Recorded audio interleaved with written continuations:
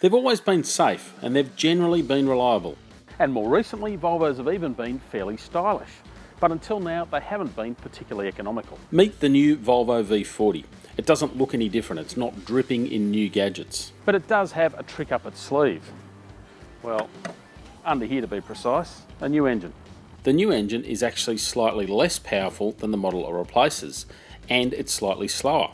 It doesn't sound like much of a sales pitch, but the engine does have plenty of oomph, and it's got heaps of torque from about 1800 revs, so it builds pace pretty easily. That's partly because of a new transmission.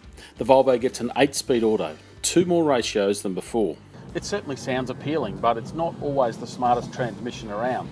It often wants to be in a taller gear to help save fuel, and then when you call on the performance, you can drop down a gear or two and it doesn't always do it smoothly.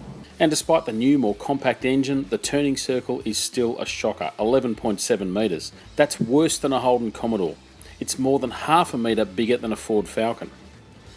Now that's only 10 centimetres less than a Toyota Land Cruiser. Thankfully, the rest of the car lives up to the city car hype. The steering's light and it's fairly agile. But at the same time, it lacks some of the seat-of-the-pants feel of some rivals. It just feels a bit remote and sometimes a tad numb. Ultimately, it's fairly brisk and it's got a nice grippy set of Michelin tyres, but it's also got a firm suspension setup, so it can get a little bit testing sometimes on the wrong road. But there's a big catch with the V40, the price. The recommended ask starts at about $42,000, and this one I'm in is upwards of 50 grand. Closer to 60 once you take into account the options like the big sunroof and additional active safety features. They include full auto braking, radar cruise control and a mild self-steering system. Still, the latest version of the V40 is a big step up, albeit in a very competitive segment of the market.